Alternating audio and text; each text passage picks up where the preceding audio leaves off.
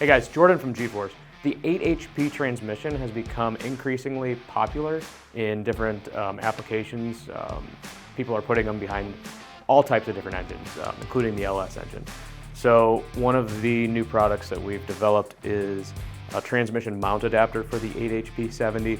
This bolts to the backside of the transmission where a factory mount would bolt, and then it converts it over to a 2-bolt GM style transmission mount, commonly found in older applications like Turbo 350s, Turbo 400s, stuff like that. Energy Suspension makes various polyurethane mounts. We carry a few different height transmission mounts that work with this, and this is nice just because you can utilize one of our 2-bolt, 2-slot transmission cross members. So if you want to find out more about this adapter, check us out, crossmembers.com. Thanks for watching.